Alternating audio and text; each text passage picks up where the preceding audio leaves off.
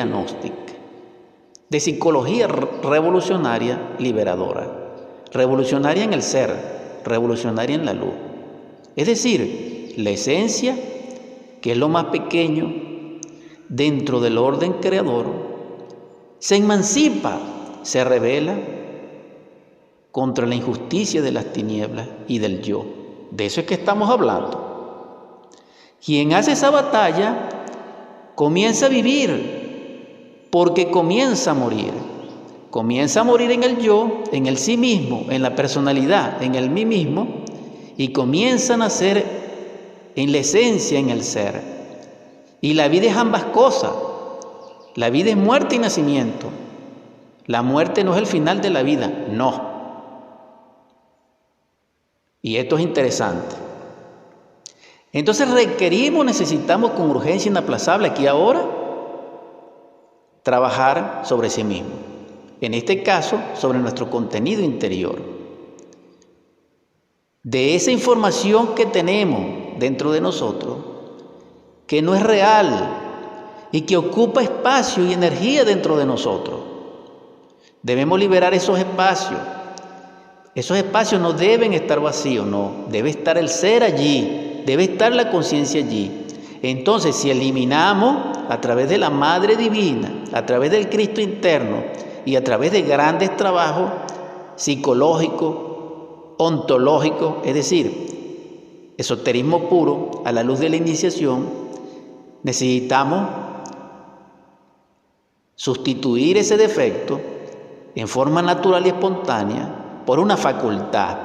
Es decir, muere la ira, nace la compasión, muere el orgullo, nace la humildad, muere la lujuria, nace la castidad. Cada agregado psicológico que sea desintegrado a través de la comprensión y del proceso de la muerte del yo, a través de las partes respectivas del ser, repito, en este caso la Madre Divina y el Cristo interno, surgirá a través de la esencia emancipada, liberada de ese yo, una virtud, un poder cósmico, una capacidad cognoscitiva, un don del Espíritu Santo, un fruto del Espíritu vivificador. Es decir, en ese instante ya estaríamos facultados para ejercer el sacerdocio de la ciencia pura, que es la sabiduría plena. Y esa sabiduría consiste en vivir conscientemente. Porque ¿cuál es el aprendizaje mayor de nosotros, hermanos? Sino vivir. La vida es la expresión del amor del Creador. Entonces nosotros tenemos que vivir y por eso estamos condenados a la pena de vivir como humanoides. Enfermos, alegres, tristes, en soledad, en alegría, en abundancia, en carestía. Como estemos, tenemos que vivir. Entonces la vida tiene un propósito mayor. Y el propósito de esa vida es la perfección. Es decir, que encarnemos al ser dentro de nosotros. Eso es perfección y es perfeccionante. Pero solamente nos llevará a ese nivel. Es el proceso crístico a través de la comprensión respectiva. Eso es necesario que lo comprendamos. Porque ¿cuál es la herencia? ¿Cuál es la heredad? ¿Cuál es la heredad de la vida? Analicemos esto en estas perspectivas. Dios crea, pero en el Génesis dice, lo haremos a semejanza. Es decir, está hablando de varios. Dios es varios, pero no tres divinas personas porque Dios no tiene nada de personal. Me explico. Dios es la unidad múltiple perfecta. Es decir, Dios es Dios. ¿Por qué? Porque es la unidad del todo. Y el todo es la expresión en todas sus partes de la unidad. Por eso es único. Entonces, matemáticamente, lo monista es pluralizado y lo pluralizado es monista. El uno en el todo y el todo en el uno. Es decir, uno es igual a infinito.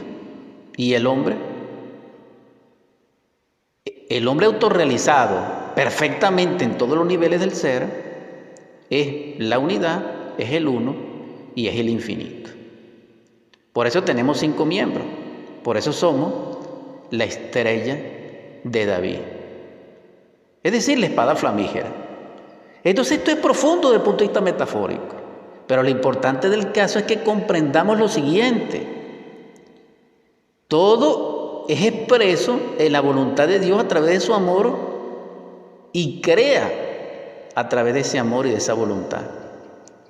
Entonces la creación es el amor viviente y expresivo de Dios como creador.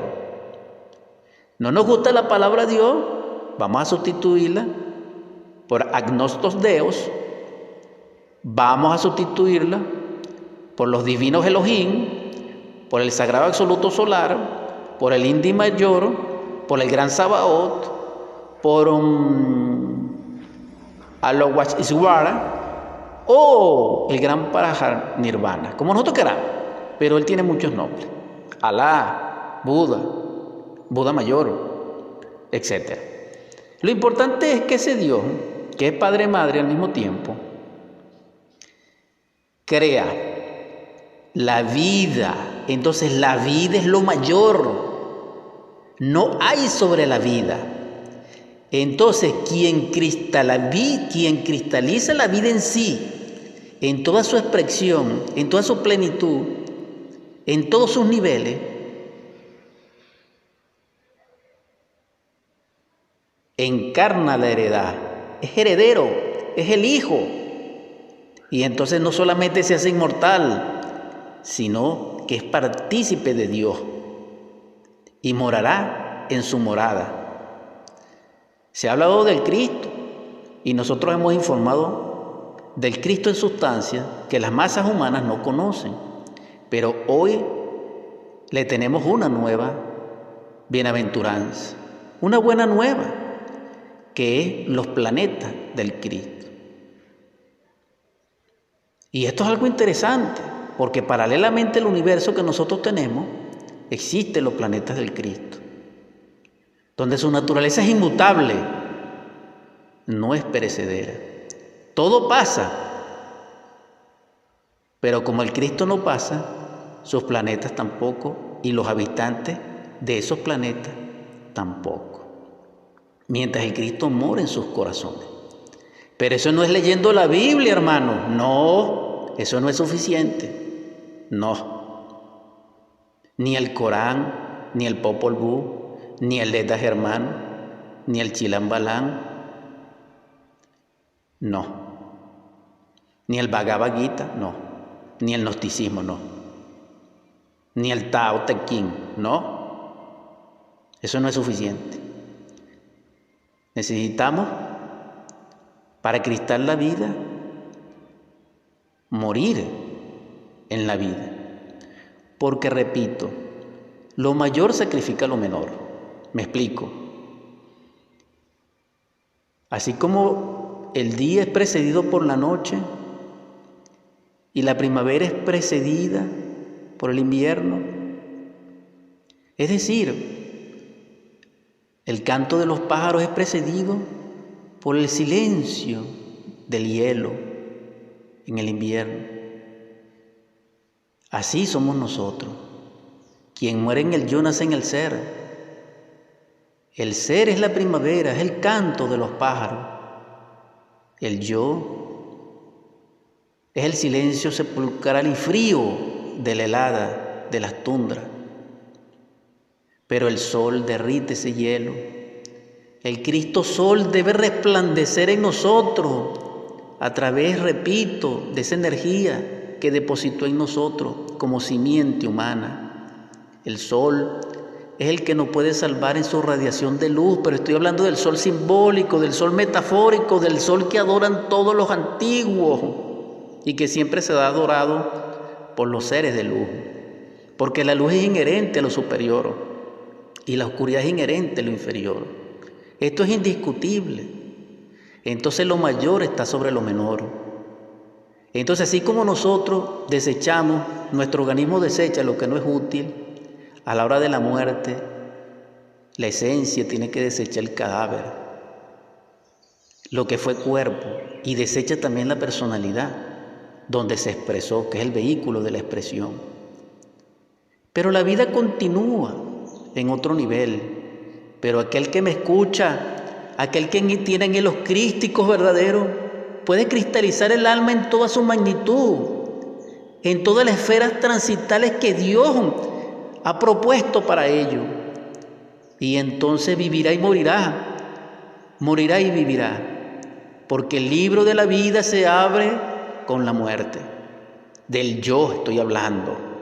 Entonces, quien conoce los misterios de la vida y de la muerte es el primogénito, y ese primogénito es el Hijo del Hombre, y ese Hijo del Hombre es el Cristo inmortal, o el Cristo íntimo, o el Yeshua individual de cada uno de nosotros. Es decir, me refiero al Cristo que porta el hacha, al Cristo que porta el látigo para sacar a los mercaderes del templo, al Cristo que dijo que derrumbaría las piedras del templo y los reedificaría en 3 días. Entonces, el trofeo mayor del Cristo es la cruz, es la vida imperecedera para amar. El logo, como es amor, da amor, pero para ello necesita ser. Es decir, no existir. Y ese es el tesoro mayor. Continúo en este segundo segmento de Superando Nuestros Límites, en esta edición 140. Ciertamente, tenemos que valorar lo que hemos dicho, no solamente en instantes anteriores, antes de la pausa, sino también en lo que respecta a las ediciones anteriores. Porque esta es la clave. El tesoro mayor del universo es encarnar al Cristo, porque el que lo encarna a Él, encarna al Padre y luego pasa por procesos de ascensión, de inefables creaciones internas, extraordinarias, y aunque nosotros no lo entendamos ni comprendamos, penetrará en los mundos del Sagrado Absoluto Solar y será un Paramartasatya del universo, del cosmos inefable. Entonces, será partícipe de aquello que no es, aunque es. Ahora bien, todo comienza en la vida, y la vida tiene el propósito de forjar dentro de nosotros el alma, porque el alma es la única que puede unir al espíritu y al cuerpo, al espíritu y la carne, que son incompatibles.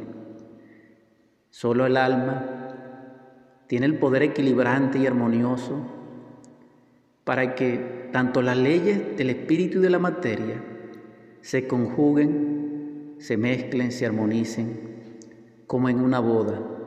Y esto es algo maravilloso. Por eso el Cristo, en los evangelios y en todos los textos, donde quiera que sea expresado el logo,